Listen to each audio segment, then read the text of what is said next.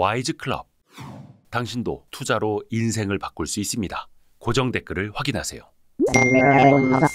저희가 최근에 그 쇼츠로도 따로 하나 그래서 일부러 더 만들어 드린 게 있는데, 더 퍼블릭 자산운용의 김현준 대표가 그 강연 중에 그런 이야기를 한 적이 있어요. SM 사례를 들면서 그때 하이브하고 카카오하고 맞붙었을 때 하이브가 한 번만 더 공개 매수, 카카오가 한 번만 더 공개 매수, 이거를 이제 나도 모르게 기도를 하는 거죠. 그러면 이거는 이제 가치 투자는 아닌 거고, 어떤 확률적 사고, 펀더멘털 분석, 이거는 아닌 거고, 그 다음부터는 이제 사실은 기도 매매인 거예요. 아니 하이브가 언제 뭐 할지 어떻게 알아?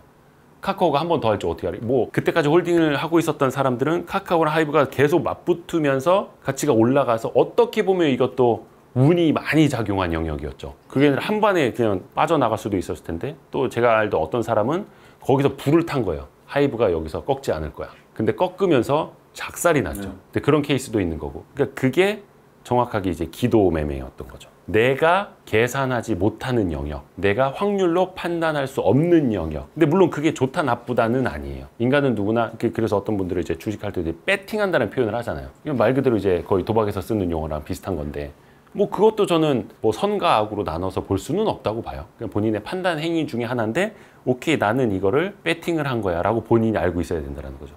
그러면은 더 정밀하게 나누자면 이거는 오락 계좌, 인베스팅 계좌, 트레이딩 계좌. 만약에 여기서 철저하게 이걸 나눠서 했다, 그럼 이 사람 완전 초고수. 모든 감정과 계좌까지 분리를 해서 파이어월을 둔 다음에 내가 여기서는 박살이 나도 이거는 내 오락 계좌였어, 내 인베스팅 계좌는 건실해 라고 갈 수 있는 거죠. 거기까지 하면은 초고수고요. 누구나 투기라든지 매매, 단타, 그거는 거의 인간의 본성 중에 하나이기 때문에 그 자체가 저는 죄악시 돼서는 안 된다고 봐요. 그러니까 가치 투자도 잘하고 짤짤이도 잘하고 시스템 매매를 통해서 하는 사람도 있고 장중 단타를 하는 사람도 있고. 왜냐면은 지난번에도 깡토님도 나오셨지만 가치 투자만 하고 있으면 심심하다는 거야. 하루 종일 뭐 숙향님도 마찬가지고 매매 안 하시는 분들 많아요. 그럼 뭐 장중에 나가서 골프 치고 뭐 한 번도 안 쳐다보고 이런 분들 많아요. 근데 그냥 댁에 계시고 전업하시는 분들 심심한 거죠. 그럴 때 인베스팅 계좌는 계속 시간 가치와 함께 가는 거고, 옆에서 이제 짤짤이 하는 거고. 근데 왜 그거 있어요. 인간의 본성 중에 호모 루덴스인가? 인간은 약간 도박성을 갖고 있고 놀이하는 인간, 놀이하는 인간에 대한 본성이 누구나 있기 때문에 그거를 막을 수는 없다. 다만 그런 계절을 가지고 따로 분리를 해서 하는 것까지는 오케이. 그래서 여러분이 알면은 놀랄 만큼의 그런 엄청난 가치 투자 대가도 짤짤이를 하고 있습니다. 야, 나 이거 5% 먹었다고 이거. 근데 그분이 언론이나 이런 데 나오는 이미지는 절대 그게 아닌데 탄타하고 있는 거야. 본인만의 정의나 어떤 가치를 보느냐가 중요하다고 말씀해 주셨는데, 저도 그런 질문을 사실은 출연자 나올 때 해요. 의례적으로. 정답이 없다라는 거 알면서 물어보는 거예요. 그 사람은 어떤 생각을 갖고 있지? 어떤 말을 할까가 그 자체가 궁금해서. 근데 가치라는 건 하나로 정의할 수 없다고 봐요. 그러니까 포트폴리오에 예를 들어서 10가지 종목이 있는데 내가 이걸 산 이유가 다 다른 거죠. 내가 보는 가치가 다 다른 거죠. 그 중에 하나는 경영권 분쟁이 붙어 있어서 그걸 플러스 알파로 보는. 근데 기업 경쟁력이 확실하고 경제적 혜자가 있고 밸류에이션이 절대 비싸지 않고 뭐 산업의 턴이 어떻게 변해가고 있고를 알고 있는 상태에서 플러스 알파 경영권 분쟁 혹은 플러스 알파 주주행동주의가 될 수도 있는 거고, 어떤 기업은 밸류에이션이 굉장히 높지만 고퍼여도 시장에서 성장성을 인정받고 있는 기업이, 포트폴리오라는 개념이 IT, 철강, 조선, 화학 뭐 이런 식으로 나뉘어져 있어서 포트폴리오 개념이 될 수도 있겠지만 내가 바라보는 가치의 개념이 달라서 포트폴리오일 수도 있다고 봐요. 또 어떤 사람은 나는 저 PBR주만 좋아해. 그래서 막 철강, 화학, 조선 이런 식으로만 구성을 할 수도 있는 거고. 그래서 저는 가치라는 거를 어느 하나의 그 프레임에 가두면은 안 되겠다. 저도 예전에는 가치 투자는 무조건 저 PBR 이건 줄 알았어요. 증권부 생활에 2008년부터는 거의 그런 거 되게 많았거든요. 우리나라 가치 투자자는 거의 저 PBR. 이채원 의장님이 하시듯이. 근데 거기에 또 오랫동안 되게 갇혀 있었던 거예요. 그러니까 그 당시에 만났던 저 퍼주 좋아하는 가치 투자자들은 막 성장주 당시에도 막 날아갈 때 막 이러고 있어요. 제지, 굴판지, 시멘트, 막 그때도 그러고 있었어요. 그러면서 막 다른 것들 날아갈 때도 나는 저런 고성장주는 나랑 안 맞으니까 막 이러고 있었던 거고. 최근 몇 년 사이에 저도 많이 변하고 그러면 안 되는구나 깨달았던 게 유연한 가치 투자를 해야 된다. 세상은 지금 4차 산업혁명으로 가고 있고 막 지금 AI다 로봇이다 막 난리가 났는데 나는 시멘트 PBR 0.2배가 말이 돼? PER 3배가 말이 돼? 이러면서 저 끙끙 앓고 있고 그러면 안 된다는 거죠. 그래서 어디에 틀 안에 절대 갇혀 있지 말자. 그래서 진짜 위험한 게 그거잖아요. 책을 한 권도 안 본 사람보다 책을 한 권만 본 사람이 제일 위험하다고. 그래서 어떤 투자의 유형도 맨 처음에 무슨 책을 봤느냐고 엄청 조합을 하는 거예요. 저기 뭐야, 제시 리버모 책 본 사람, 또 어떤 사람은 피터 린치 책을 봤어. 분명히 마트에 가서 아이디어를 얻으라고 했는데 왜 우리나라는 질레트나 이런 게 없지? 막 이런. 그 도루코는 우리나라 면도기라는데 막 이런. 그러다가 막 거기 막 물려 있는 거고. 그래서 여러 가지를 같이 보고, 물론 이제 그 사이에서 보면 분명히 혼란스러운 시기가 올 거예요. 아, 저 사람 방송 들으면 이렇게 하고, 저 사람은 가치 투자도 엄청 무시하면서 막 트레이딩 엄청 잘하고 빠르게 돈 번다는데, 또 막 이거 따라가다 아, 역시 저런 거는 우리가 못 배우는구나, 다시 가치 투자로 가자, 막 이런 막 엄청나게 혼란스러운 시기가 있을 거예요, 누구나. 근데 거기에서 본인에게 맞는 거, 내 성격, 아, 나는 이거 하니까 좀 불안하더라, 나는 이렇게 할 때 편안하더라를 본인이 아는 거. 아, 나는 이거를 자산가치로 나는 접근하는 거야. 아, 나는 이걸 4차 산업혁명을 보고 접근하는 거야 라고 본인이 아는 거가 저는 되게 중요하다. 이거 뭐 메타인지라고 뭐 한다면서요. 본인이 뭔가 3차원 공간에서 이제 내려다보듯이 본인을 볼 줄 아는 거. 그러면서 한 번씩 계좌도 딱 보는 거죠. 자기 객관화, 오늘 얼마 올랐고 차트, 이게 아니라 내가 이거를 왜 샀고, 지금 밸류에이션이 얼마고, 지금 흐름이 어떻고, 지금 이 기업이 주목받는 시기인지 소외받는 시기인지 미인주의인지 외톨이인지를 아는 거, 그리고 그거를 내가 계좌에 담아놓은 나를 아는 거. 저는 그게 되게 중요하다고. 저는 그게 가치의 한 축이라고 봐요. 그 지른다라고 하잖아요. 예. 투자가 무슨 뜻인지 아시는 분? 던질 투. 예.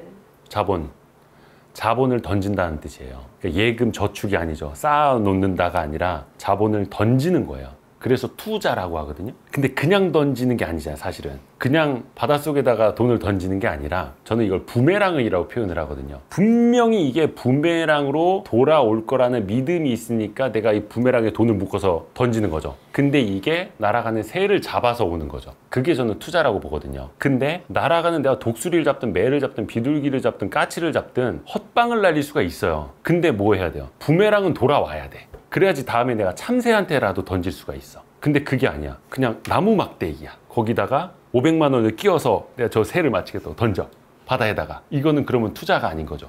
그냥 투기죠. 그것도 마찬가지라고 본 거야. 그러니까 판단을 할 때도 내가 부메랑을 던지는 건지 그냥 돌멩이에다 돈을 묶어서 던지는 건지를 알아야 되는 거고, 내가 3만 원짜리 부메랑으로 500만 원짜리 독수리를 잡으려고 하는 건지, 5만 원짜리 부메랑을 가지고 잡아봐야 1,000원짜리 참새나 메뚜기를 잡으려고 하는 건지, 그 리스크를 지고 그걸 알아야 된다는 거죠. 그래서 자본을 던지는 행위지만 돌아올 확률을 계산을 해야 된다는 거예요. 그러니까 저도 사실은 그렇게까지를 못하는데 치밀하신 형님들 많아요. 형님 그 종목 얼마나 갖고 계세요? 그러면 5.5%. 그 비중이에요. 본인의 포트폴리오 내 비중을 소수점짜리까지 알아. 나 하루에 0.1%씩 사서 모으고 있어. 징글징글한 거죠.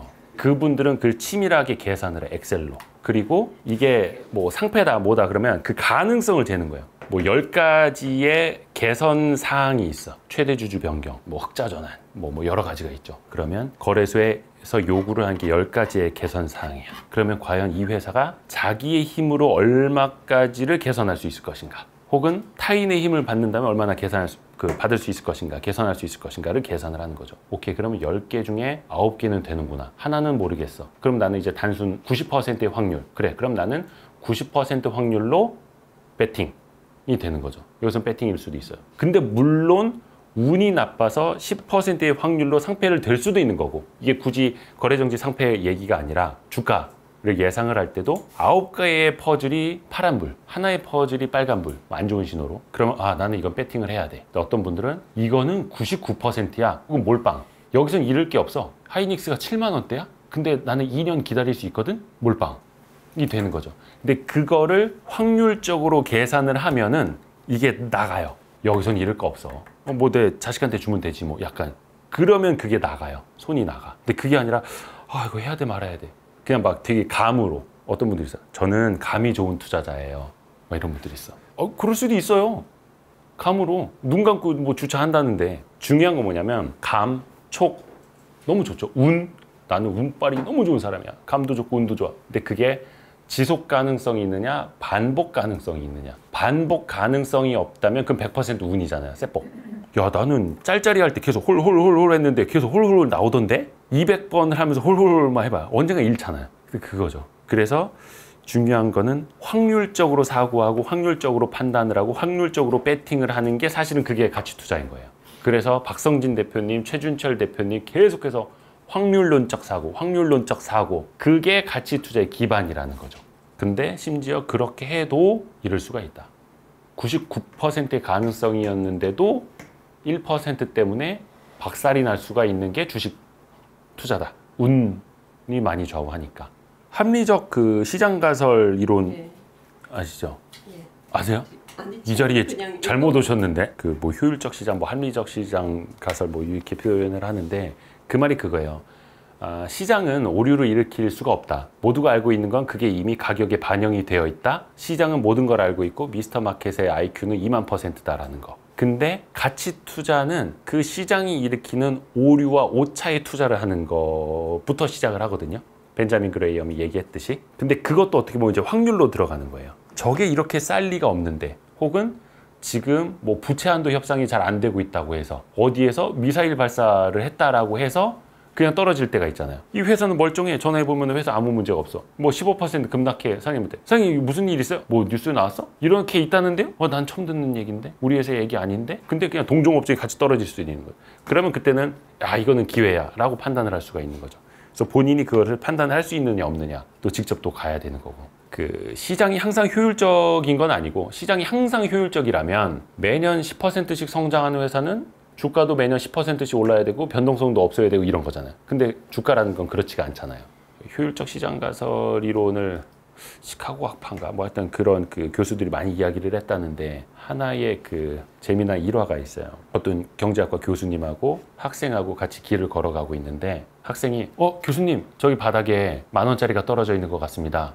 근데 선생님이 그런 거지. 저건 10,000원짜리가 아닐 거야. 왜냐면 이렇게 사람이 많이 다니는 길에 10,000원짜리가 떨어져 있다면 이미 누군가가 주워갔을 거야. 그게 이제 합리적 시장 가설, 효율적 시장 가설 이론을 믿는 사람인 거죠. 그러면서 걸어가. 근데 제자가 보니까 아닌 것 같아. 뛰어가봐. 10,000원이야. 주워가지고 맥주를 사 먹고. 그 떨어진 10,000원짜리를 가서 확인을 해서 발품을 팔아서 이걸 주워가지고 가져간 사람이 가치 투자인 거고, 시장은 꼭 합리적인 것만은 아니다. 효율적인 것만은 아니다라는 거고, 거기에서 오류가 생겼을 때 그걸 먹으러 들어가는 게 어떻게 보면 옛날 방식의 이제 가치 투자였던 거고. 와이즈 클럽. 당신도 투자로 인생을 바꿀 수 있습니다. 고정 댓글을 확인하세요.